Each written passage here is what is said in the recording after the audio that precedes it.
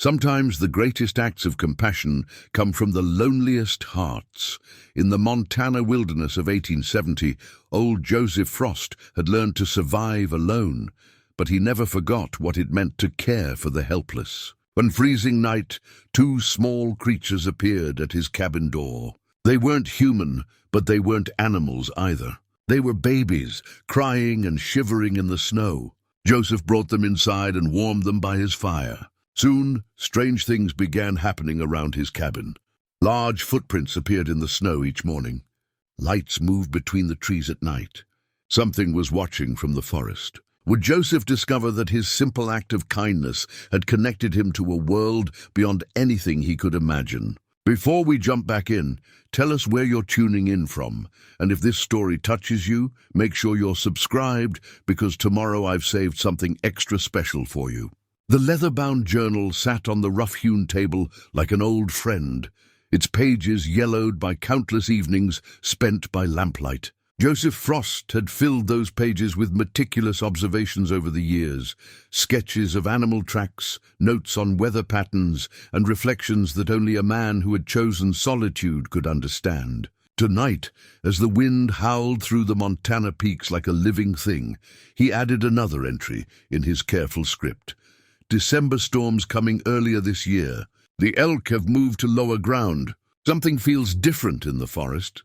Joseph set down his pen and listened to the familiar creaking of his log cabin. At 62, he had grown comfortable with these sounds, the way the timber settled in the cold, the whisper of wind through the chinking between logs. This place had been his refuge for nearly 15 years, built with his own hands from pine and cedar, chinked with mud and moss, and fitted with a stone hearth that could warm the single room through the harshest winter. The cabin stood in a natural clearing, surrounded by towering pines that stretched toward the star-filled Montana sky.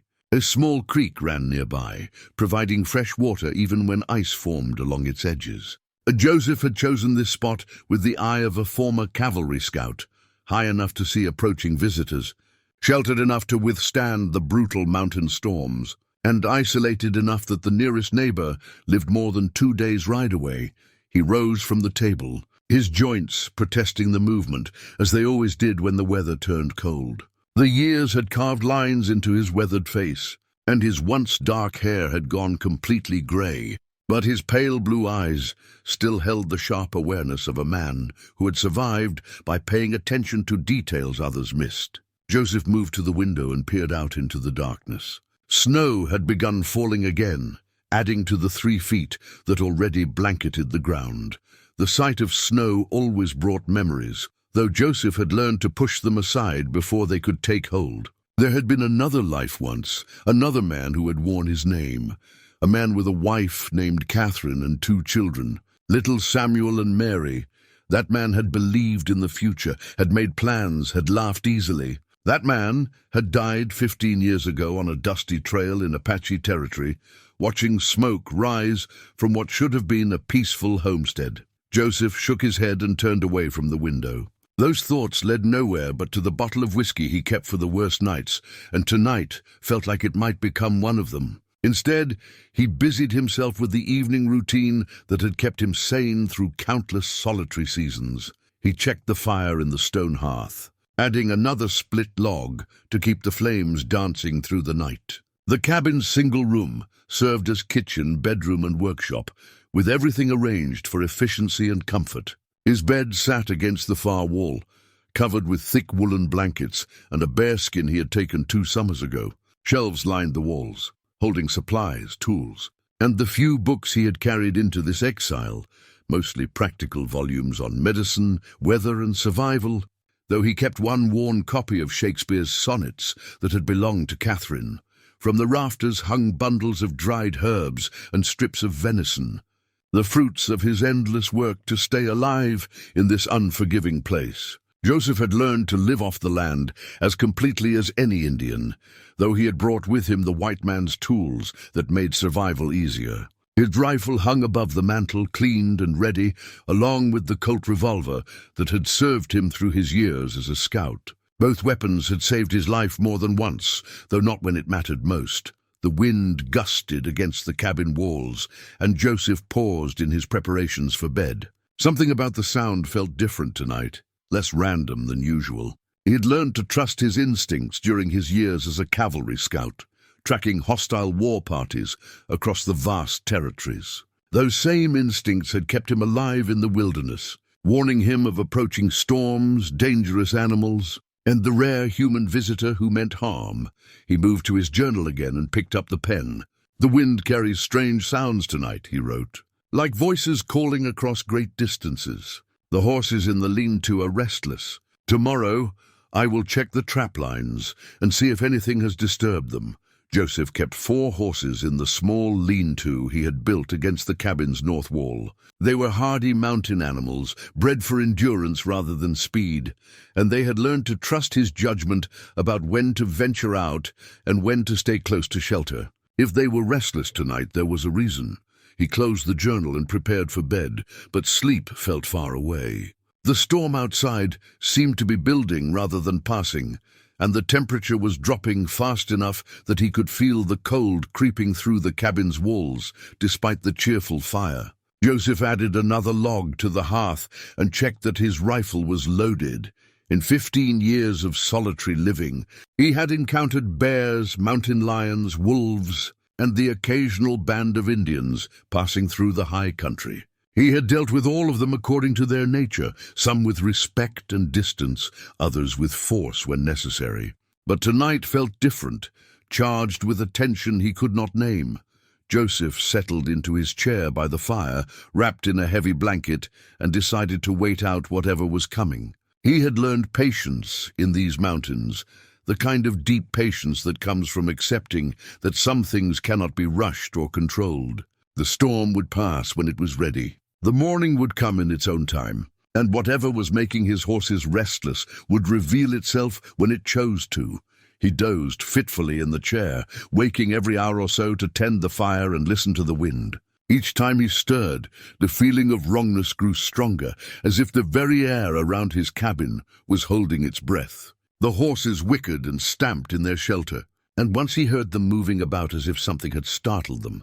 Near midnight, Joseph gave up any pretense of sleep and stood by the window, watching the snow fall in thick, heavy flakes. The world beyond his clearing had disappeared into a white wall of storm, and the familiar landmarks, the tall pine with the lightning scar, the boulder shaped like a sleeping bear, had vanished into the darkness. It was then that he heard it, a sound that made him question his own senses. Through the howling wind came what could only be described as crying. Not the cry of any animal he recognized, but something that tugged at instincts he thought he had buried with his family. It was the sound of something young and helpless, lost in the storm.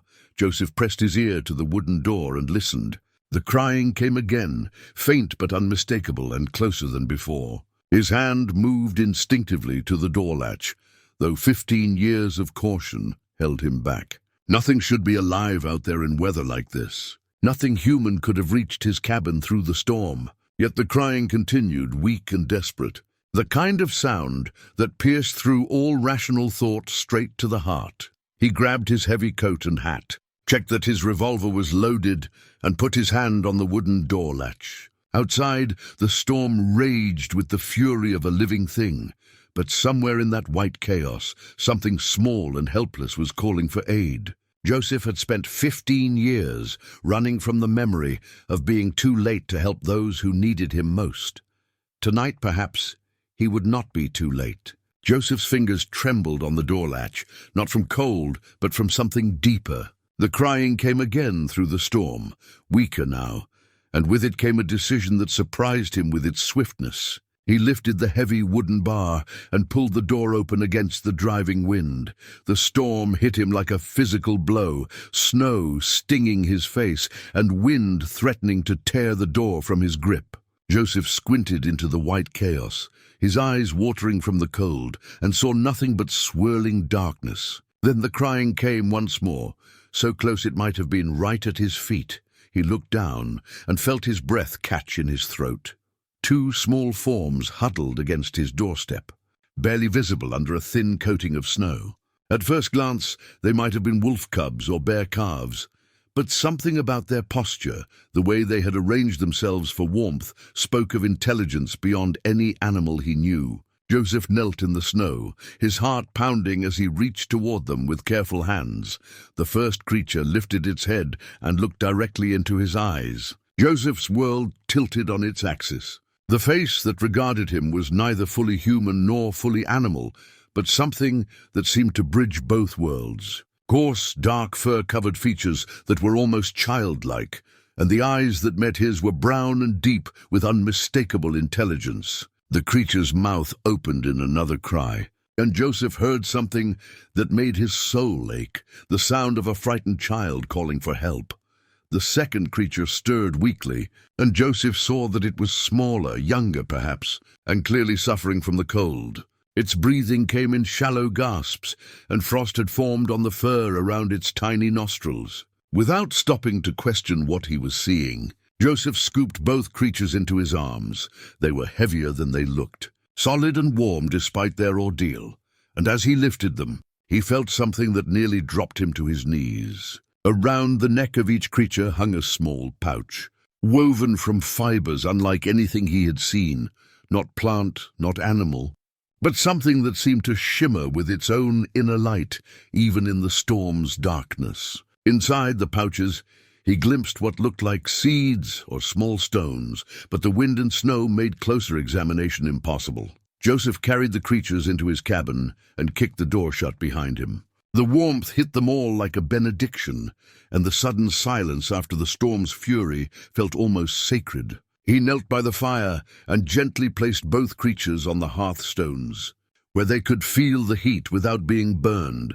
Up close, in the firelight, they were even more extraordinary than he had first realized. They were clearly infants of whatever species they represented, perhaps the size of human toddlers, but with proportions that suggested they would grow much larger. Their fur was thick and dark, with subtle patterns that seemed to shift in the dancing flames. Their hands, and they were hands, not paws, had long, delicate fingers that moved with surprising dexterity. But it was their eyes that convinced Joseph he was looking at beings of intelligence and feeling. The larger one watched him with a mixture of fear and hope that was heartbreakingly human, while the smaller one merely lay still, too weak to do more than breathe. Joseph had seen that look in the eyes of wounded soldiers, the expression of someone too hurt to fight, but still clinging to life. He moved carefully, speaking in the soft tones he had once used with his own children. "Easy now, little ones. You're safe here. Let me help you get warm." The larger creature tilted its head at his voice, and Joseph could swear he saw recognition in those intelligent eyes. Not of him specifically, but of kindness offered freely. It made a soft sound, almost like a whistle, and the smaller one stirred in response. Joseph had tended enough wounded animals and men to know the signs of severe cold exposure. The smaller creature was in real danger, its breathing too shallow, its movements too sluggish. He grabbed clean rags from his supply shelf and began gently rubbing warmth back into its limbs, working from the extremities toward the heart, as he had been taught during his army days. The larger creature watched every movement with intense attention, occasionally making soft, whistling sounds that seemed to encourage its companion. Joseph found himself speaking to them both as he worked, his voice carrying the kind of gentle authority that had once comforted his own children during illness. "That's right. Breathe deep now. You're going to be fine. Both of you are going to be just fine." As warmth returned to the smaller creature, its breathing steadied and its eyes opened, the same intelligent brown as its companions. It looked at Joseph with such trust that he felt something crack open in his chest. A place that had been frozen for 15 years. Joseph heated milk from his stores and mixed it with a little honey, then offered it to them in a shallow bowl. The larger creature approached cautiously, sniffed the mixture, then began to drink. After a moment it made encouraging sounds to its companion, who struggled over and began to drink as well. Watching them, Joseph felt tears he had not shed in years threatening to fall. There was something profoundly moving about their care for each other, the way the stronger one consistently looked after the weaker. It spoke of bonds deeper than mere survival instinct, of love and family and protection. As the creatures warmed and fed, Joseph examined the woven pouches more closely. The material was unlike anything in his experience, not quite cloth, not quite hide, but something that seemed almost alive in the firelight. The seeds or stones inside looked ancient, carved with symbols that predated any human writing he knew. Outside, the storm continued its assault on the cabin, but inside, a strange peace had settled over the three unlikely companions. The creatures curled together near the fire, and Joseph watched them with a mixture of wonder and growing concern. Whatever they were, wherever they had come from, they were clearly not meant to be alone in a blizzard. Someone, or something, was probably looking for them. As if summoned by his thoughts, a sound came from outside that made all three of them freeze. It was not the wind this time, but something else entirely, a low, mournful call that seemed to echo from the mountains themselves. The creatures lifted their heads and responded with soft whistles of their own, and Joseph felt the hair on the back of his neck rise. He moved to the window and peered out into the storm. For just a moment, he thought he saw a massive shadow moving among the trees at the edge of his clearing, too large to be any animal he knew. Then the wind shifted the snow, and whatever he had seen or thought he had seen vanished into the white chaos. Joseph returned to the fire, where the creatures had settled into sleep, their breathing deep and peaceful. He sat in his chair and reached for his journal, then stopped. How could he possibly write about this? Who would believe him? He barely believed it himself. Instead, he simply watched over his unexpected guests and listened to the storm rage outside. Somewhere in that howling darkness, something was searching for these two innocents. Joseph checked his rifle again and settled in for a long night of keeping watch.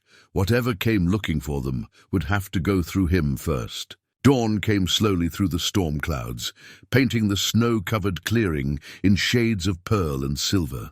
Joseph had dozed fitfully in his chair, waking every hour to check on his unusual guests and add wood to the fire. The creatures had slept peacefully through the night, curled together like human children. And in the morning light, their presence seemed both miraculous and perfectly natural. The larger one woke first, sitting up and looking around the cabin with bright, curious eyes.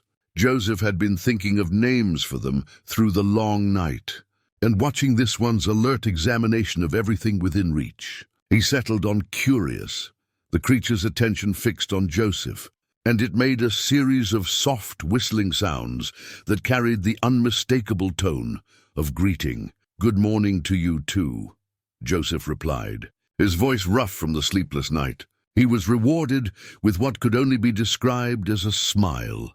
The creature's mouth curved upward in an expression of pure delight at being understood. The smaller one woke more slowly, and Joseph could see it was still weak from its ordeal. This one moved with careful deliberation, leaning against its companion for support, and its dark eyes held a gentleness that reminded Joseph painfully of his daughter Mary. "Gentle," he whispered, and the creature turned toward him at the sound of its new name. Joseph prepared a simple breakfast of porridge, sweetened with dried berries, and the creatures watched his every movement with fascination. When he offered them wooden spoons, Curious examined the utensil carefully before attempting to use it, mimicking Joseph's motions with remarkable accuracy. Gentle needed help, its movement still sluggish from the night's trauma, but it accepted Joseph's assistance with touching trust. As they ate, Joseph began to understand that he was dealing with beings of considerable intelligence. Curious not only learned to use the spoon, but began experimenting with different grips and angles, clearly understanding the tool's purpose. When Gentle struggled with a particularly thick portion of porridge, Curious immediately began mashing it with its own spoon, then offered the easier morsel to its companion. The ancient stone beads around their necks caught the morning light as they moved, and Joseph found himself studying the carved symbols with growing fascination. The markings were unlike anything he had encountered in his travels, Not Native American, not European, not anything from the civilized world. They spoke of a culture far older than human memory, and wearing them, these creatures carried themselves with an unconscious dignity that suggested nobility. After breakfast, Joseph began the delicate process of communication. He pointed to himself and said Joseph several times, then pointed to each of them and repeated their new names. Curious caught on immediately, pointing to Joseph and making sounds that approximated his name. Gentle was slower, but equally determined, and within an hour both creatures were addressing him with recognizable attempts at human speech. The breakthrough came when Joseph picked up his journal and began sketching. The creatures gathered close, watching with intense interest as he drew simple pictures, a tree, a bird, the cabin itself. When he handed Curious the pencil, the creature examined it carefully, then began to draw with surprising skill. The lines that emerged were not random, but clearly representational. Trees that looked like trees, mountains that captured the essential shape of peaks. But it was when Gentle took the pencil that Joseph felt his worldview shift completely. The smaller creature drew not objects, but symbols, complex geometric patterns that seemed to flow from some deep understanding of mathematics and meaning. The symbols matched those on the stone beads, and watching them appear on the paper, Joseph realized he was looking at written language. Through the morning, they developed a basic system of communication combining gestures, simple drawings, and the creature's natural whistling language. Joseph learned that they could understand far more of his speech than they could reproduce, and their own vocalizations carried subtle variations in tone and rhythm that clearly conveyed different meanings. The creatures showed remarkable emotional intelligence as well. When Joseph's face grew sad while looking at an old photograph of his family, both Curious and Gentle approached him with soft sounds of comfort. Curious even brought him one of the wooden toys Joseph had carved years ago during lonely evenings, a small horse that had been gathering dust on a shelf. The gesture was so thoughtful, so human in its empathy, that Joseph had to turn away to hide his tears. By midday, they had established routines that felt surprisingly natural. The creatures helped with simple tasks, learning to stack firewood and sort dried beans, with careful attention to Joseph's instructions. They seemed to understand the concept of work and took obvious pride in contributing to the household. But it was their relationship with each other that moved Joseph most deeply. Curious constantly watched over Gentle, bringing food and water, adjusting blankets, and providing comfort with gentle touches and encouraging sounds. Gentle, though weaker, responded with obvious gratitude and affection. Their bond reminded Joseph of his own children, the way Samuel had always looked after little Mary, and the memory brought both pain and unexpected healing. As afternoon shadows began to lengthen, Joseph decided to venture outside to check his trap lines and gather firewood. The storm had passed, leaving the world buried under fresh snow that sparkled like diamonds in the pale winter sun. The creatures watched from the window as he prepared to leave, and their obvious anxiety touched him. "I'll be back soon," he promised, though he wasn't sure they understood. To his surprise, Curious picked up the wooden horse toy and handed it to him, clearly a token meant to ensure his return. Joseph tucked the small carving into his coat pocket and felt its weight there like a promise. Outside, the air was so cold it burned his lungs. But the sky was clearing, and the world was beautiful in the way that only mountains could be after a storm. Joseph followed his trapline through the familiar woods, noting which snares had been sprung and which remained untouched. But his mind wasn't on trapping. Every few minutes, he found himself looking back toward the cabin, where two impossible beings waited for his return. He was examining a rabbit snare when he noticed them, footprints in the snow that were definitely not his own. They were massive, easily twice the size of a man's foot, with long toes that ended in what looked like claws. The prince circled his cabin at a distance, coming close but never approaching the door directly. Joseph felt his blood run cold as he followed the trail with his eyes. Whatever had made these prints had been watching his cabin during the night, probably while the creatures slept peacefully by his fire. The tracks were fresh, made after the storm had ended, and they led off into the deep forest, where the shadows gathered thick between the ancient pines. Something was looking for the creatures, something large and powerful enough to travel through mountain blizzards. And now it knew exactly where they were. Joseph returned to the cabin with his arms full of firewood and his mind racing with questions. The massive footprints had shaken him more than he cared to admit, but the sight of Curious and Gentle waiting eagerly by the window helped settle his nerves. They whistled excitedly when he entered, and Curious immediately approached to examine the wooden horse toy that Joseph pulled from his pocket. "You knew I'd come back, didn't you?" Joseph said, handing over the carving. Curious held it carefully, then showed it to Gentle with obvious pleasure. The exchange made Joseph smile, despite his concerns about the mysterious tracks outside. As the afternoon wore on, Joseph found himself sharing stories from his past, though he wasn't sure how much the creatures understood. He told them about his years as a cavalry scout, describing the vast territories he had explored and the strange sights he had witnessed.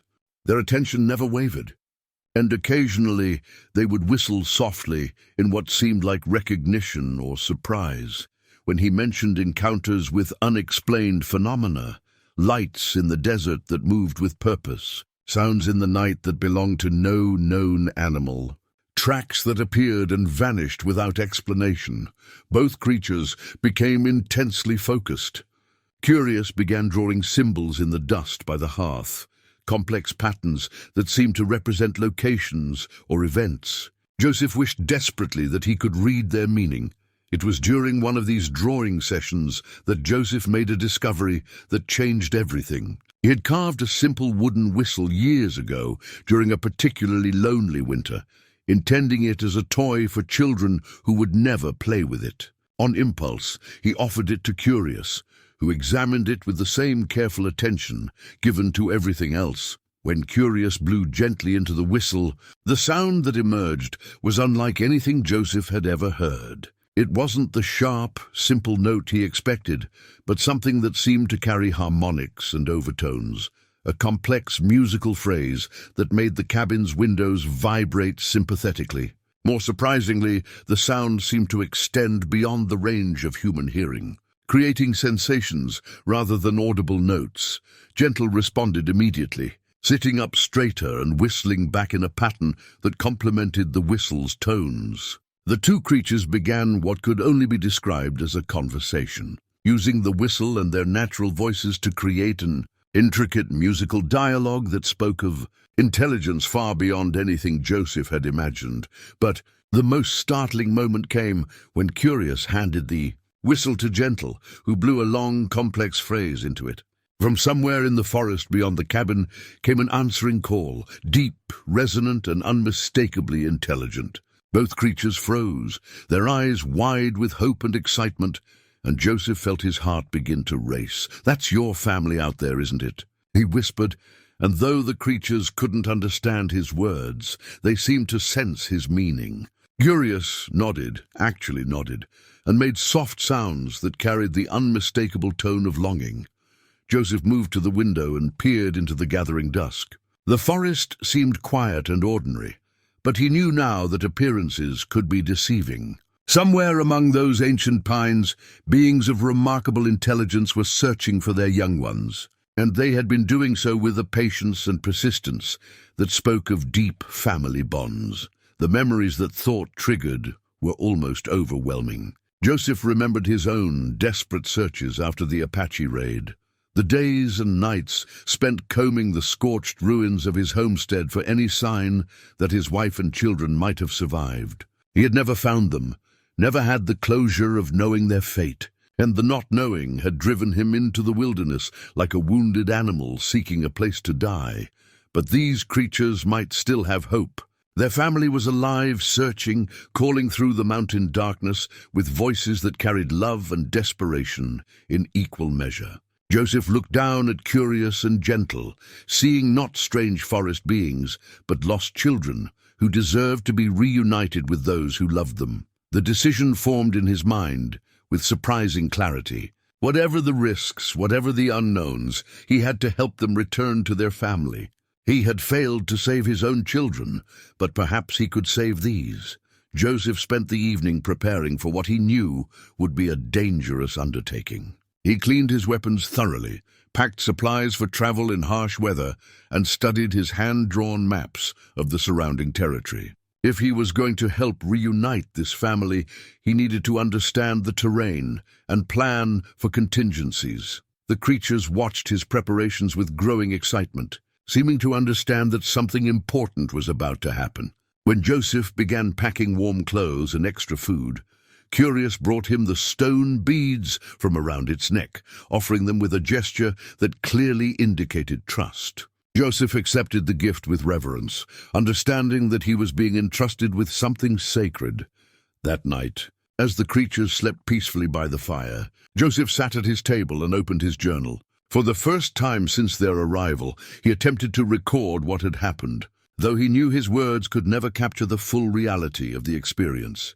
"I have been given a gift I never expected," he wrote.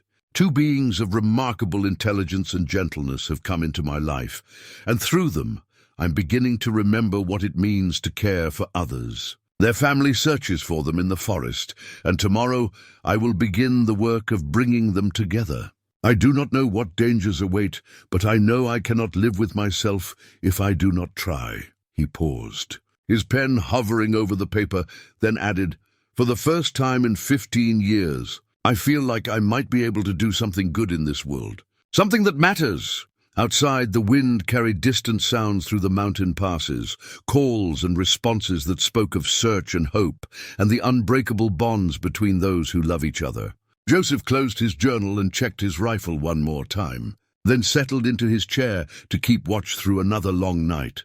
Tomorrow would bring whatever it brought. But tonight, he was guardian to two innocents who trusted him completely. The weight of that responsibility felt both terrifying and sacred, like holding someone else's future in his hands.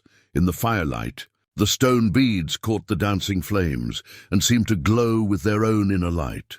Joseph held them carefully, wondering at the civilization that could create such beautiful objects, and at the trust that had placed them in his rough mountain hands. Whatever came next, he would be ready. Joseph woke before dawn to find a bundle of herbs lying just outside his door, arranged with careful precision on a bed of woven grass. The plants were unlike anything he had seen in 15 years of mountain living, some with leaves that seemed to shimmer in the early light, others with roots that gave off a faint, pleasant fragrance that spoke of healing properties beyond his understanding. Curious and Gentle gathered around as he brought the bundle inside, and their excited whistling told him immediately that these were no random forest plants. Gentle, who had been moving slowly since the night of the storm, approached the herbs with obvious recognition and began making soft sounds of what could only be described as gratitude. Joseph examined the plants more closely and realized that several appeared to be medicinal. His years as a cavalry scout had taught him basic field medicine, and he recognized some of the characteristics of fever-reducing herbs and natural antibiotics. But these plants seemed more potent than anything he knew, their very presence seeming to clear the air and bring a sense of vitality to the cabin. The message was clear. Someone or something had been watching, had seen that Gentle was still weak from exposure, and had provided exactly what was needed for healing. The precision of the selection and the careful way the herbs had been arranged spoke of intelligence and compassion that took Joseph's breath away. He prepared a tea from some of the gentler herbs, following instincts that seemed to come from somewhere deeper than knowledge. Gentle drank it eagerly, and within an hour, Joseph could see color returning to the small creature's face and strength flowing back into its movements. By midday, Gentle was moving around the cabin with an energy that reminded Joseph powerfully of his own children during recovery from illness. That afternoon, Joseph made his first deliberate attempt to communicate with whatever presence watched from the forest. He placed a cloth bundle outside his door, warm socks he had knitted during lonely evenings, a small knife with a well-balanced handle, and some of his best dried meat. Then he retreated inside to wait. The bundle was gone by morning, replaced with items that made Joseph question everything he thought he knew about the wilderness. There was a piece of worked flint that held an edge sharper than any steel he owned, carved wooden implements whose purpose he could only guess at, and most remarkably, a section of bark covered with what appeared to be a detailed map. Joseph spread the bark map on his table and studied it with the eye of a former scout. The cartography was extraordinary, more accurate and detailed than any military map he had seen. His own cabin was marked with a small symbol, and radiating out from it were trails and landmarks that showed intimate knowledge of the territory for dozens of miles in every direction. But it was the symbols scattered across the map that truly captured his attention. Some marked what appeared to be safe camping spots, others indicated water sources, and still others seemed to warn of dangers, steep drops, unstable ground, areas where predators might be encountered. The map-makers clearly knew this land better than any human ever could. Curious and Gentle spent long minutes studying the map with intense concentration, occasionally whistling to each other in what seemed like recognition of familiar places. When Joseph pointed to various symbols and made questioning sounds, they attempted to explain through gestures and drawings, gradually building a vocabulary of shared understanding. Over the following days, the exchange continued. Joseph would leave practical items, tools, food, warm clothing, and find them replaced with objects that spoke of a sophisticated culture hidden in the deep wilderness. There were carved trinkets of surprising beauty, containers woven from materials he couldn't identify, and always more medicinal plants that seemed perfectly chosen for their household's needs. The process felt like the beginning of a friendship, conducted across species lines with patience and mutual respect. Joseph found himself looking forward to each morning's discovery, wondering what new evidence of intelligence and goodwill he would find waiting outside his door. But it was during one of these exchanges that he made a discovery that changed his understanding of everything. Gentle had been playing near the window when it suddenly became agitated, whistling urgently and pointing toward the forest. Joseph looked out to see a massive shadow moving between the trees, not hiding, but not approaching either, just visible enough to be seen. His hand moved instinctively toward his rifle. But Curious quickly intervened, placing a gentle hand on Joseph's arm and shaking its head. The message was clear. There was no danger here, only family watching and waiting. Joseph moved slowly to the window and peered out at the shadow among the trees. What he saw took his breath away. The figure was enormous, easily 8 feet tall, covered in thick fur, but standing upright with unmistakably human posture. Even at a distance, Joseph could see intelligence in the way it carried itself, the careful attention with which it watched the cabin. For a long moment, man and being regarded each other across the clearing. Then the figure raised one massive hand in what could only be interpreted as a greeting, and Joseph found himself raising his own hand in response. It was a moment of communication that transcended species, a recognition of shared intelligence and peaceful intent. That evening, as they sat around the fire, Joseph attempted to explain to Curious and Gentle that he understood their situation. Using the bark map and simple drawings, he tried to convey that he knew they were lost, that their family was searching, and that he wanted to help reunite them. The response was overwhelming. Both creatures began whistling excitedly, and Curious brought Joseph every precious object in the cabin, the wooden horse, the stone beads, even one of his own sketching pencils, arranging them in a pattern that clearly represented an offering of trust and gratitude. Gentle, still small but now healthy and strong, climbed onto Joseph's lap and curled up like a human child seeking comfort. The weight and warmth of the small body awakened feelings Joseph had thought dead and buried, memories of his own children that brought tears to his eyes. As he held Gentle and watched Curious, organizing toys and treasures with careful precision, Joseph realized that something fundamental had changed inside him. The cold, protective shell he had built around his heart was cracking, allowing warmth and hope to seep in like spring water through winter ice. For 15 years, he had lived for nothing but survival, existing without purpose or joy. Now suddenly, he had something to protect, something to care for, something that mattered more than his own safety. The feeling was terrifying and wonderful in equal measure, like discovering he still had a soul after all these years of thinking it had died with his family. Outside, the wind carried distant calls through the mountain darkness, patient, loving, full of hope. Tomorrow, Joseph decided, he would begin the work of bringing this scattered family back together. He owed them that much, and perhaps in helping them find their way home, he might find his own path back to the man he used to be. The blizzard arrived without warning, as mountain storms often do.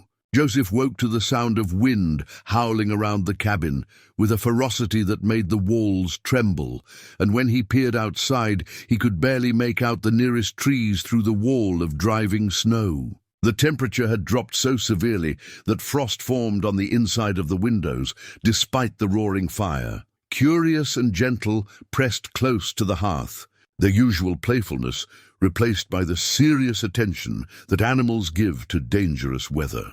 Joseph checked his supplies and realized they had enough food and fuel for perhaps a week if they were careful. The storm showed no signs of weakening. If anything, it seemed to be growing stronger with each passing hour. "Looks like we're going to be close friends for a while," Joseph told his companions, and though they couldn't understand his words, they seemed to catch his meaning. Curious whistled softly and began arranging their sleeping area closer to the fire, while Gentle helped by dragging blankets from Joseph's bed. The first day passed quietly enough. Joseph worked on repairing gear, while the creatures played simple games and practiced their drawing. He had been teaching them to write letters in the dirt by the hearth, and they had been teaching him some of the symbols from their own language. The exchange had become a source of daily entertainment that helped pass the long winter hours. But as the storm entered its second day with no sign of abating, Joseph began to hear something that made his blood run cold. Mixed with the wind came voices, not human voices, but the deep, resonant calls he had learned to associate with the creature's family.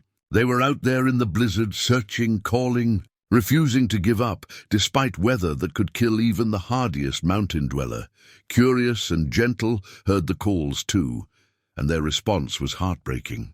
They pressed against the windows, whistling urgently back toward the forest, their entire bodies tense with the desire to answer their family's summons. But when Joseph moved toward the door, they both rushed to block his way, their meaning clear. The storm was too dangerous, even for him. On the third day, the calls grew more desperate. Joseph could hear multiple voices now, coming from different directions, as if an entire family group was combing the mountains in search of their lost ones. The sound of their anguish carried clearly even through the howling wind, and Joseph found himself pacing the cabin like a caged animal, desperate to help, but helpless against the fury of the storm. That night, as they huddled together around the fire, Joseph made a decision that surprised him with its clarity. He pulled out paper and began to write, not in his journal, but a letter addressed to no one in particular, documenting everything that had happened since the night he found the creatures at his door. "If something happens to me," he said aloud, though he knew they couldn't fully understand, "someone should know what you are, where you came from, what you mean," he wrote carefully, describing their intelligence, their gentleness, their obvious love for each other and their family. He wrote about the gifts exchanged, the careful communication established, the evidence of a civilization hidden in the wilderness. Curious watched him write with intense interest. And when Joseph finished, the creature approached and carefully examined the pages. Then, to Joseph's amazement, Curious took up a pencil and began adding to the letter, not words, but drawings that showed the story from a different perspective. Pictures of the storm that had separated them from their family, images of Joseph's kindness, sketches of the forest home they longed to see again. Gentle added its own contribution, more of the complex symbols that seemed to represent their written language. Joseph carefully folded the letter and the drawings together.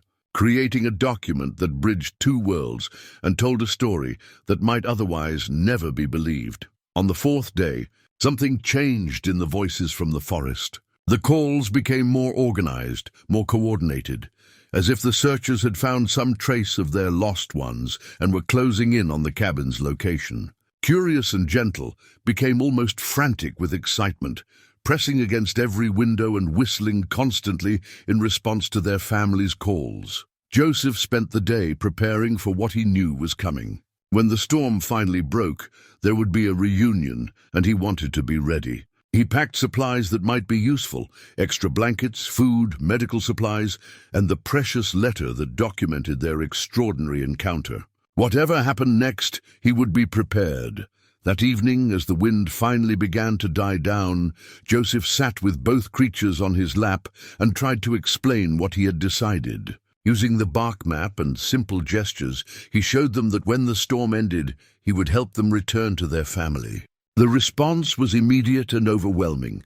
Both creatures threw their arms around him in an embrace that spoke across all species barriers. But there was sadness mixed with their joy, and Joseph understood why. In helping them return home, he would be losing the first meaningful companionship he had known in 15 years. The thought of returning to his solitary existence after experiencing the warmth of their presence felt almost unbearable. Curious seemed to sense his conflict, and with the uncanny empathy that marked its species, began making soft comfort sounds while stroking Joseph's weathered face with gentle fingers. The gesture was so human, so filled with understanding and gratitude, that Joseph had to turn away to hide his tears. That night, none of them slept well. The creatures were too excited about the approaching reunion, and Joseph was wrestling with emotions he hadn't felt since before his own family died. Outside, the storm was finally dying,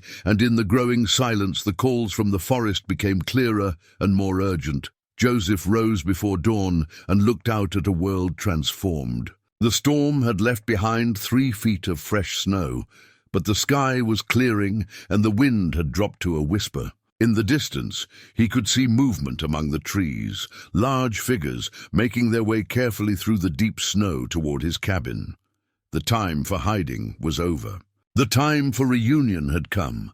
Joseph checked his weapons one final time, not because he expected trouble, but because 15 years of survival had taught him to be prepared for anything. Then he put on his heavy coat, picked up the pack he had prepared, and looked down at Curious and Gentle, who were watching him with complete trust. "Ready to go home?" he asked, and though they couldn't understand his words, they understood his meaning perfectly. Curious picked up the wooden horse toy that had become a symbol of their friendship, while Gentle carefully tucked the stone beads inside its fur. Together, the 3 of them stepped outside into the brilliant morning light, ready to face whatever waited in the forest beyond. 3 massive figures emerged from the tree line at dawn, moving with the careful grace of beings who understood both power and restraint. Joseph felt his breath catch as they approached. They were even more impressive up close than the glimpses he had caught from his window. Each stood nearly 8 feet tall, covered in thick fur that ranged from deep brown to silver gray. With intelligent eyes that held depths of wisdom Joseph had never seen in any living creature, but it was the way they moved that struck him most profoundly. There was nothing primitive or bestial about their approach. They walked upright with dignity and purpose, and when they stopped at the edge of his clearing, they arranged themselves in what was clearly a formal greeting pattern. The largest of the 3, whose silver-streaked fur spoke of age and authority, stepped forward and raised both hands in an unmistakable gesture of peace. From somewhere within its massive chest came a sound that made Joseph's soul resonate. Not quite music, not quite speech, but something that bridged both and carried meaning deeper than words. Curious and Gentle rushed forward with cries of pure joy, and the reunion that followed was heartbreaking in its beauty. The adult beings knelt to embrace the young ones, their massive hands gentle as they checked for injuries and offered comfort. Joseph watched from a respectful distance, feeling both honored to witness such love and achingly aware of his own losses. Then the eldest of the beings approached him, moving slowly and peacefully, and Joseph found himself face to face with intelligence that seemed older than the mountains themselves. The creature's eyes held his for a long moment, and in that gaze Joseph saw recognition, gratitude, and something else, something that made his heart begin to race with impossible hope. The being reached into a pouch at its side and withdrew an object that made Joseph's world tilt on its axis. It was an ancient bone flute, carved with symbols that seemed to shift and dance in the morning light. When the creature raised it to its lips and began to play, the melody that emerged was hauntingly beautiful, but more than that, it was familiar. Joseph had heard that exact melody before, 15 years ago, played on a simple wooden flute by his wife Catherine during their last evening together. She had learned it from her grandmother, who claimed it was an old song that protected travelers and brought lost souls home safely. Joseph had assumed it was just an Irish folk tune, but now, hearing it played by this ancient being with reverence and purpose, he began to understand it was something far more significant.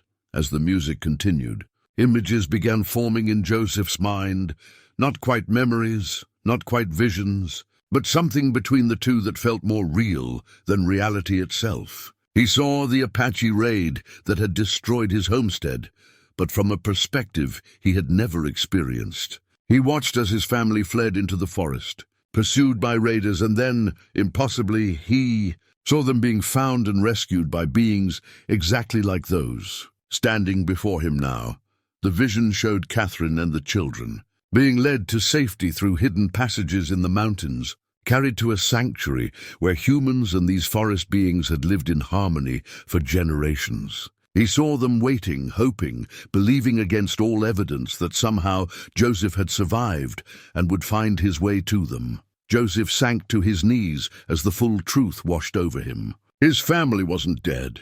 They were alive, waiting for him in some hidden sanctuary, protected by beings whose wisdom and compassion exceeded anything he had ever imagined. For 15 years, he had mourned their deaths while they mourned his absence, each believing the other lost forever. The eldest being knelt beside him and gently placed a massive hand on his shoulder.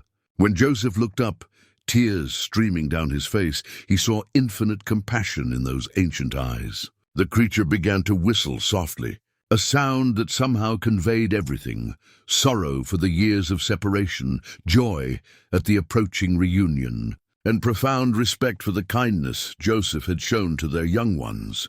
Curious and gentle, approached and flanked Joseph, their small hands reaching out to comfort him as he struggled to process the revelation. The wooden horse toy was pressed into his hands, and he understood the message.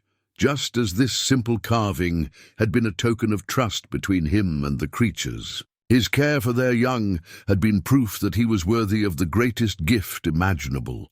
The eldest being rose and gestured toward the deep forest, where ancient paths led to places no map had ever shown. The meaning was clear. They would take him to the sanctuary, to the family that had never stopped believing in his return. But first, they wanted him to understand the full magnitude of what he was being offered, through a combination of whistles, gestures, and that strange musical language that spoke directly to the soul. The beings began to tell him about their hidden world. They showed him that for generations they had been protectors of lost humans, guardians who saved those who would otherwise perish in the wilderness. The sanctuary was home to families from many different times and places, all united by tragedy that had been transformed into hope. Joseph learned that his rescue of the young ones had been a test, not deliberate, but observed with great interest by beings who had watched him for years. They had seen his isolation, his grief, his gradual retreat from all human contact, and they had wondered if the goodness they sensed in him could overcome the darkness that threatened to consume his soul. When he had opened his door to 2 frightened infants in the snow, he had proven that his heart was still capable of love, still willing to sacrifice for others despite his own pain. That moment of compassion had marked him as worthy of redemption, worthy of the reunion they could offer.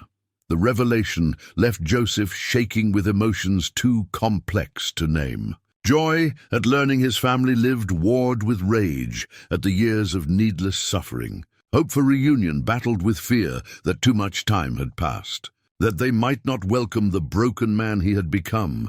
But as he looked around at the beings surrounding him, at Curious and Gentle, who had taught him to love again, at their family, who had searched through blizzards to find their lost ones, at the eldest, who offered reunion with infinite patience and kindness, Joseph felt something he had not experienced in 15 years. He felt ready to go home. Joseph stood in his cabin doorway, looking at the few possessions that had sustained him through 15 years of exile. How do you pack a lifetime of solitude? What do you take when leaving behind everything you've known for a future you never dared to dream? His hands trembled as he reached for Catherine's wedding ring, which he had carried in a small leather pouch around his neck every day since the raid.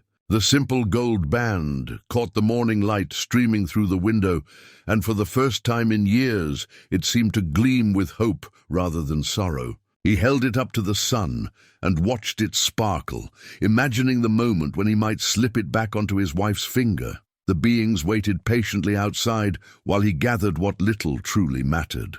His journal, filled with observations and sketches from his years in the wilderness. The wooden horse toy that had become a bridge between species. A few tools that might prove useful in whatever new life awaited him. Everything else, the furniture he had built, the traps he had set, the careful arrangements of a solitary existence, he left behind like discarded skin from a former self. Curious and Gentle helped him pack, their excitement palpable as they understood that this journey would take them all home. They had grown stronger and more confident during their stay in the cabin, but Joseph could see in their eyes the deep longing for familiar places and faces. They were ready to return to their world, and their trust in him to help facilitate that return both humbled and terrified him. The eldest being approached as Joseph secured his pack. Through gestures and that musical language that bypassed rational thought to speak directly to the heart, it began to prepare him for the journey ahead. The path to the sanctuary was treacherous, winding through mountain passes that existed only in the hidden geography known to the forest beings. The journey would take several days through terrain that could kill the unwary or unprepared. But more than physical dangers, Joseph faced the challenge of confronting fears that had shaped him for 15 years. What if Catherine no longer loved the man he had become? What if his children, now grown, could not forgive his absence? What if the sanctuary rejected him despite the being's protection? The questions circled in his mind like vultures, feeding on doubts he had carried since the day he lost everything. The eldest being seemed to sense his turmoil and did something that stopped Joseph's heart. From the pouch at its side, it withdrew a small object wrapped in soft hide, a child's mitten knitted from wool that Joseph recognized immediately. It was Mary's mitten, one of a pair that Catherine had made the winter before the raid.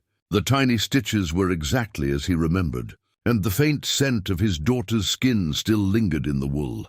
Joseph pressed the mitten to his face and felt 15 years of carefully constructed walls crumble around his heart. His little Mary had grown up without him, but she had kept this token of their shared past. The gesture spoke of love that endured across time and separation, of hope maintained despite all reason. The being whistled softly and showed him more, a sketch drawn on bark that depicted a garden where a woman tended plants with the same careful attention Catherine had always given to growing things. In the drawing, the woman wore a simple dress and had her hair pinned up in the style Catherine had favored, but her face was turned away, as if she were waiting for someone to arrive and complete the picture. There were other images. A young man with Joseph's jaw and Catherine's eyes, working with tools and showing the mechanical aptitude that Samuel had displayed even as a child. A young woman gathering herbs in a forest meadow, moving with the same grace that Mary had shown in her few precious years of life. His children, grown and thriving in a place he had never imagined, carrying forward the best parts of the family they had lost. The revelation that his family had not merely survived, but flourished in the sanctuary, filled Joseph with emotions too complex to sort. Pride in their resilience warred with guilt at his absence. Joy at their success battled with sorrow for the shared experiences they had lost. But underneath all the conflicting feelings ran a current of pure gratitude. They were alive, they were well, and somehow, impossibly, they were within his reach. The beings began the journey just after noon, when the winter sun hung low but bright in the crystalline air. Joseph shouldered his pack and took one last look at the cabin that had been his entire world for so long. It seemed smaller than he remembered, and somehow less substantial, as if his expanding understanding of what was possible had diminished the importance of what had been. The path they followed existed in no surveyor's map. It wound through stands of ancient pine and cedar, across meadows that showed no sign of human presence, over ridges that offered views of wilderness so vast and untouched it took Joseph's breath away. The beings moved with silent confidence, reading signs in bent twigs and shifted stones that told them exactly where they were and where they needed to go. As they climbed higher into the mountains, Joseph began to understand the true scope of the sanctuary's concealment. The beings had chosen their refuge with the wisdom of millennia, placing it in country so remote and challenging that even experienced mountain men like himself had never penetrated its secrets. Only those guided by the inhabitants could hope to find it, and then only if they proved worthy of the trust required. The first day's travel was physically demanding but manageable. Joseph's years of wilderness living had kept him strong despite his age, and the beings set a pace that challenged without overwhelming him. They stopped frequently to rest and eat, sharing food that spoke of a sophisticated understanding of nutrition and preservation. The dried fruits and nuts they offered had flavors unlike anything Joseph had ever tasted, and they provided energy that sustained him, even as the altitude began to affect his breathing. But it was during the evening camp that Joseph faced his greatest challenge yet. As they sat around a small fire in a natural shelter formed by overhanging rocks, the eldest being began to tell him about his family's life in the sanctuary. Through patient communication that combined sounds, gestures, and mental images, Joseph learned that Catherine had become a teacher, sharing her knowledge of herbs and healing with others in their hidden community.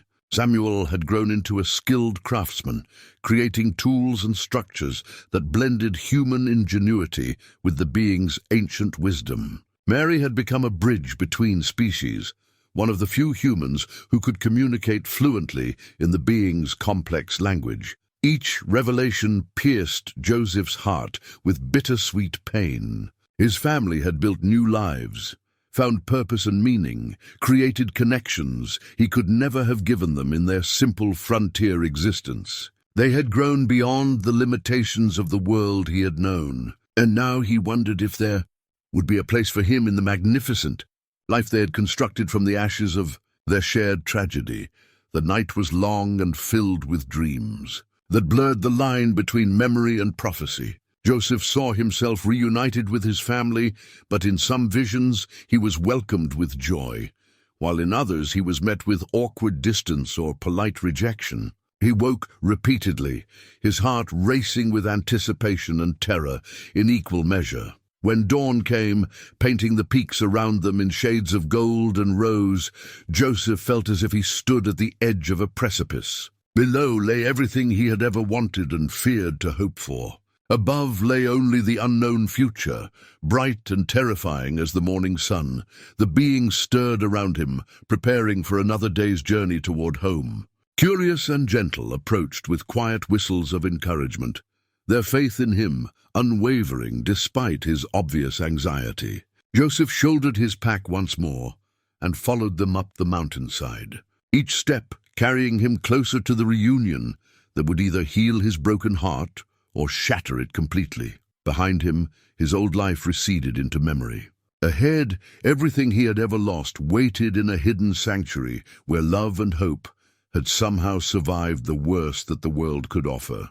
Joseph climbed toward his destiny, one careful step at a time. The hidden valley opened before Joseph like a vision from another world. After 3 days of climbing through increasingly treacherous terrain, following paths that seemed to exist only when the beings walked upon them, they crested a final ridge and looked down into paradise. The sanctuary stretched out below them in a natural bowl carved between towering peaks, sheltered from harsh winds and warmed by thermal springs that kept the worst of winter at bay. Gardens terraced the valley slopes in careful patterns, even in the depths of winter, showing the bones of a sophisticated agricultural system. Buildings dotted the landscape, not the crude cabins Joseph was accustomed to, but structures that seemed to grow naturally from the earth itself, blending human ingenuity with architectural wisdom that spoke of centuries of refinement. Smoke rose from chimneys throughout the valley, and Joseph could see people, actual people, moving about their daily tasks. Children played in cleared areas, while adults tended to various work. And everywhere he looked, he saw the remarkable sight of humans and beings living together in obvious harmony.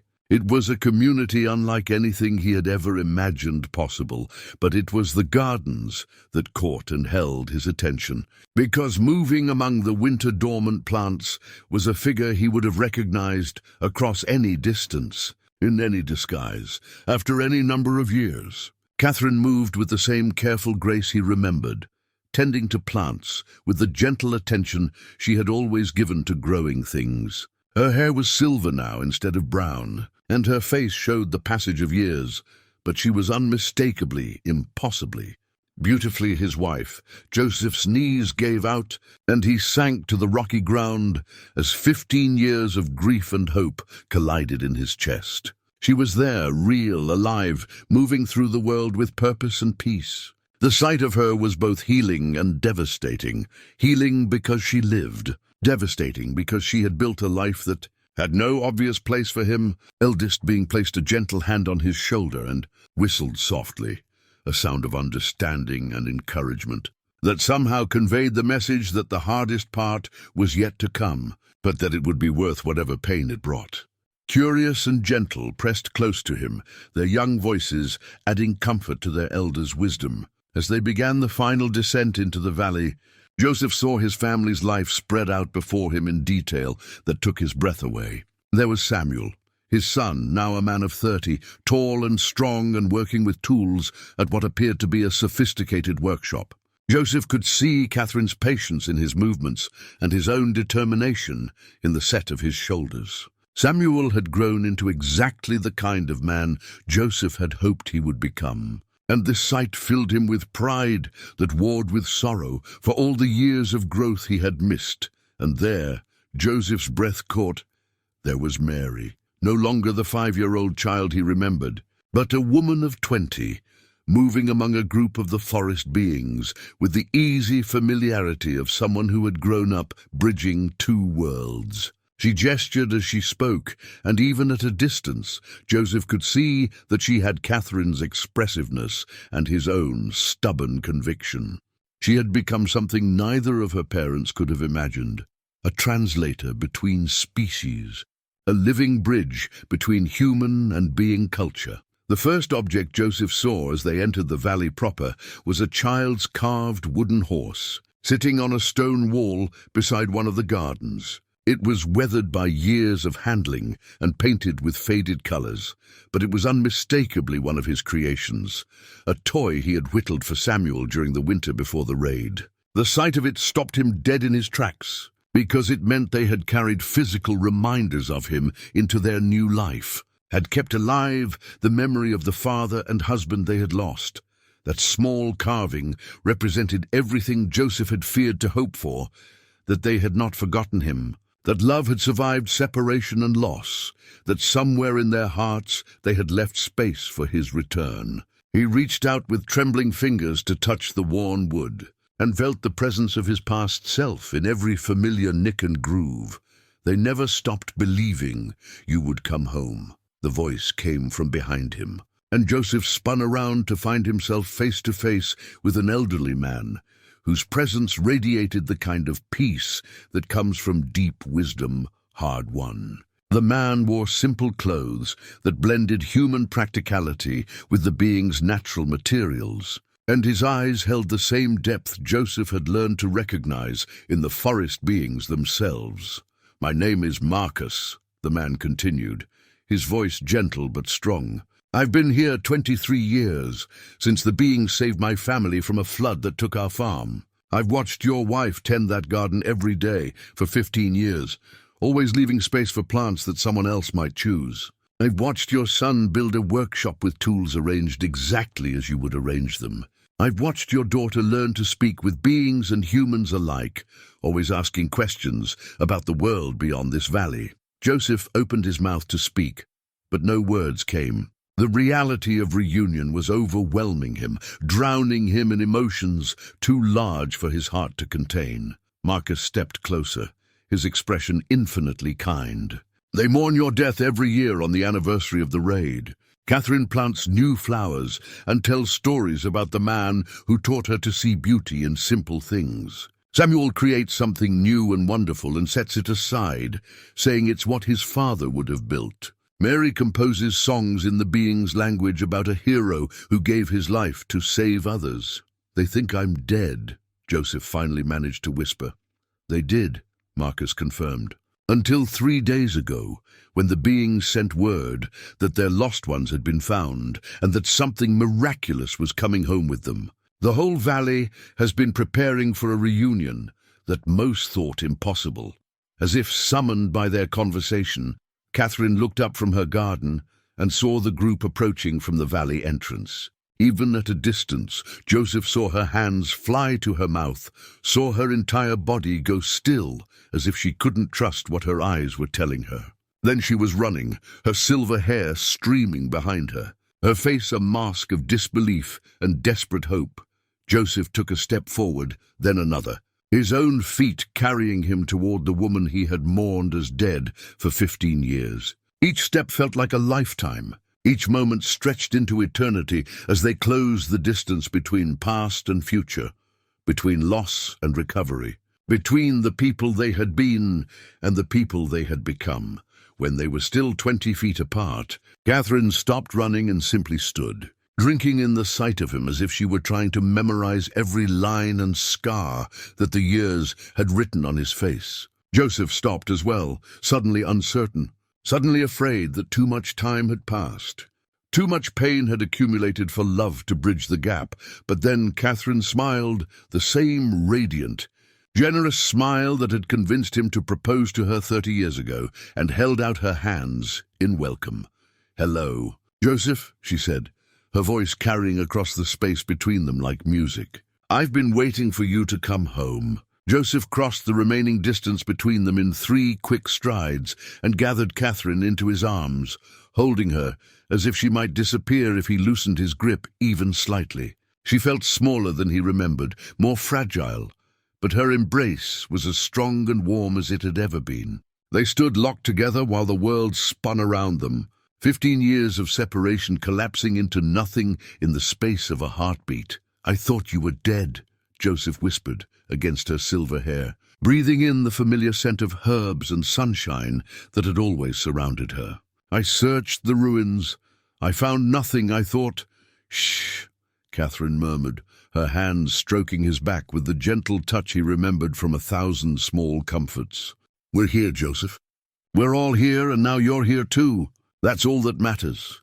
She pulled back to look at his face, her eyes tracing the lines that 15 years of solitude and sorrow had carved into his features. "You've suffered," she said, not a question but a statement filled with such loving concern that Joseph felt his carefully constructed defenses crumble completely. "I failed you," he said, the words torn from somewhere deep inside him. "I should have been there, should have protected you, should have found you sooner." Catherine placed her fingers gently over his lips, silencing his self-recrimination. "You saved us by not being there," she said firmly. "If you had been at the homestead, you would have died trying to protect us, and we never would have escaped. The beings told us They said you were away scouting when the raid came, that you returned to find only ashes and believed us dead. Your absence was what allowed us to live." Before Joseph could respond, he heard his name called in a voice he had never expected to hear again. He turned to see Samuel approaching, no longer the boy he remembered, but a man grown tall and strong, with calloused hands that spoke of skilled labor and eyes that held the same steady determination Joseph had always admired in Catherine. "Father," Samuel said, and the simple word carried weight of years and forgiveness and welcome. "Mother never stopped saying you would come back to us." Joseph released Catherine and stepped toward his son, seeing in Samuel's face an echo of his own younger self combined with Catherine's compassion. When Samuel opened his arms, Joseph stepped into an embrace that bridged decades and healed wounds he hadn't even realized were still bleeding. "You've grown into a fine man," Joseph said, his voice thick with pride and regret. "I'm sorry I wasn't here to see it happen." "You're here now," Samuel replied simply. "That's what matters." Then Mary was there, having approached with the quiet grace that had always marked her movements. At 20, she was tall and lovely, with Catherine's delicate features and Joseph's stubborn chin. But there was something else about her, an otherworldly quality that spoke of her unique position as a bridge between human and being cultures. "Hello, Papa," she said. And Joseph's heart broke and healed simultaneously at hearing that childhood name in her adult voice. He knelt before her, studying the woman his little girl had become. "Mary," he whispered, "my beautiful daughter. I've missed you so much." She knelt as well, bringing them face to face, and placed her hands on either side of his weathered cheeks. "I know," she said softly. "The beings taught me to listen to the wind, and sometimes I could hear your grief calling across the mountains. I used to sing back, hoping you would hear that we were safe." The thought of his daughter sending love across the wilderness while he sat in his cabin drowning in isolation was almost more than Joseph could bear. But before the pain could overwhelm him, Mary continued. "The beings have a gift for you," she said, reaching into a pouch at her side. "Something they've been keeping safe until you could come home." She withdrew an object that made Joseph's breath catch. A new walking stick, carved from some wood he didn't recognize, its surface covered with intricate designs that seemed to shift and dance in the afternoon light. The workmanship was exquisite, clearly the result of collaboration between human skill and being wisdom. "Samuel made the basic shape," Mary explained, "and the beings added their own touches. It's meant to help you walk the paths between worlds, to be at home both in human places and in the deep wilderness." Samuel stepped forward, his face bright with the pleasure of sharing his work. "I carved it thinking about all the places you've been, all the trails you've walked. The beings added symbols that represent protection and welcome. It's meant to be a tool for someone who belongs everywhere and nowhere, who can move between different peoples and help them understand each other." Joseph accepted the walking stick with hands that trembled with emotion. The wood was warm to the touch and seemed to pulse with life, and the symbols carved into its surface spoke of acceptance and belonging in ways that transcended language. "Thank you," he said, looking from Samuel to Mary to Catherine. "Thank you for keeping me alive in your hearts, for believing I would return, for building a place where I could belong." "This is your home, Joseph," Catherine said, taking his free hand in both of hers. "It always has been, wherever we were. Home was never a place. It was us, together." As if summoned by their reunion, the entire valley seemed to come alive around them. Other families emerged from their homes and workshops, humans who had found sanctuary here, bringing their own stories of rescue and redemption. The beings moved among them with obvious affection, their presence a reminder that love and protection could take forms beyond human understanding. Curious and gentle approached with their own family, and Joseph felt a surge of pride as the adult beings whistled their thanks for his care of their young ones. The exchange that followed needed no translation, gratitude and friendship flowing freely between species. a living example of the harmony that defined this hidden sanctuary.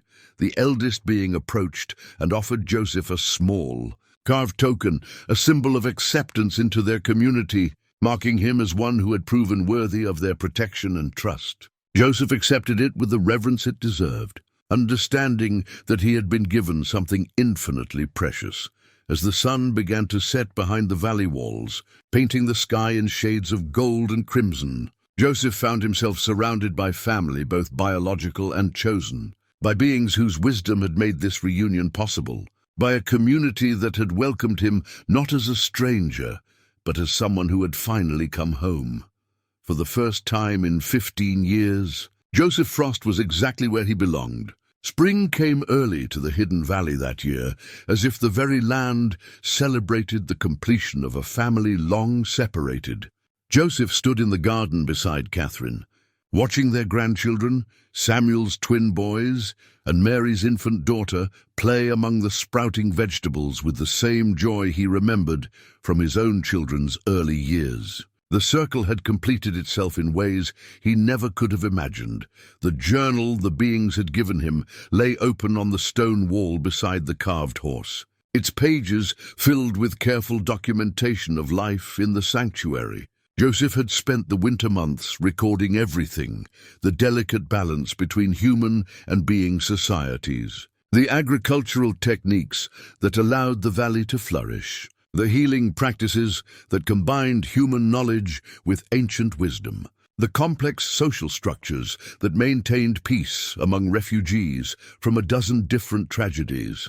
But more than facts and observations, the journal contained the story of his own transformation from broken exile to integral community member. His skills as a scout and tracker had proved invaluable in helping newcomers find their way to the sanctuary, while his years of solitary survival provided knowledge that enhanced the community's self-sufficiency. Most importantly, his experience bridging the gap between species had made him a natural ambassador, someone who could help other rescued humans adjust to life among the beings. Catherine approached from the herb garden, her hands fragrant with mint and lavender, and settled beside him on the wall. At 60, she moved with the grace of someone who had found peace with herself and her place in the world. The silver in her hair caught the morning sunlight, and Joseph marveled again at how beautiful she remained, how the years had only refined the qualities he had always loved in her. "The beings asked me to give you this," she said, handing him a small wrapped bundle. "They say it's from Curious and Gentle, a thank you gift for caring for them during the storm." Joseph unwrapped the gift carefully and found himself holding a miniature carving of his cabin, complete in every detail, down to the stone chimney and wooden door latch. It was exquisite work, clearly created with both skill and deep affection, a permanent reminder of the place where his transformation had begun. "They remember everything," Catherine observed, watching as Joseph examined the tiny replica. "The beings say their young ones speak of you often, how you opened your home and heart when they needed help most." "They saved me as much as I saved them," Joseph replied, turning the carving in the light. "Maybe more. I'd forgotten what it meant to care for someone other than myself." Mary approached from the central plaza, where she had been conducting the morning language lesson that helped new arrivals learn to communicate with their protectors. Her infant daughter rode contentedly in a sling across her chest, already showing signs of inheriting her mother's gift for bridging worlds. At 20 months old, the child responded equally to human voices and being whistles, a living symbol of the harmony possible between different peoples. "The council is meeting this afternoon," Mary said, settling cross-legged on the grass beside her parents. "They want to discuss your proposal about establishing contact with the outside world." Joseph nodded gravely. For months, he'd been developing a careful plan for limited contact between the sanctuary and selected individuals in the broader human community, people who could be trusted to respect the being's need for secrecy while helping to protect other threatened families. It was delicate work that required balancing the safety of the sanctuary with their moral obligation to help those who might benefit from their protection. "The beings are cautious," Mary continued, "but they trust your judgment. They know you understand both worlds well enough to build bridges without creating dangers." Samuel emerged from his workshop, wiping his hands on a leather apron and grinning at the sight of his gathered family. His morning's work had produced a new cradle for Mary's daughter, carved from valley wood and fitted with the ingenious joinery that had become his signature. His sons immediately abandoned their play and ran to examine their father's latest creation, their excited chatter filling the air with joy. "Another masterpiece," Catherine observed, admiring the cradle's elegant curves and practical design. "Your grandfather would be proud to see what you've accomplished."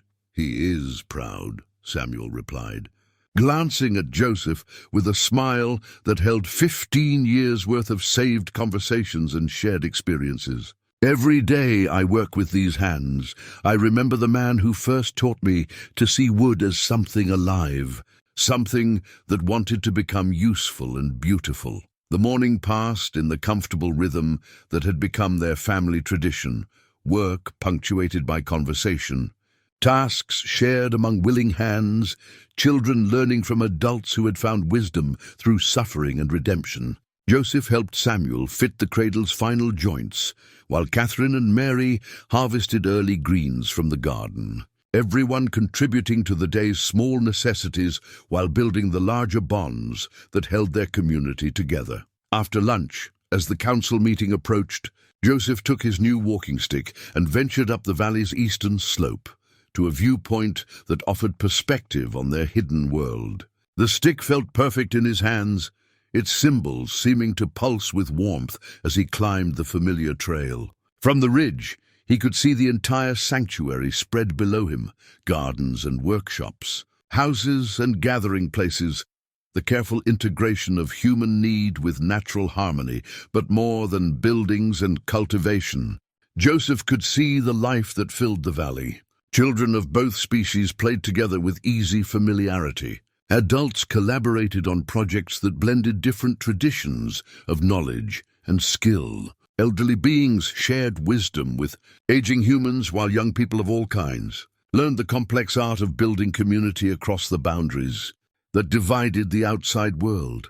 It was not paradise, no place inhabited by thinking beings ever could be. There were disagreements and personality conflicts, resource limitations, and difficult decisions to be made. But it was something far rarer than paradise. It was a place where love had proven stronger than fear, where compassion had overcome suspicion, where the simple act of caring for others had created something beautiful and lasting.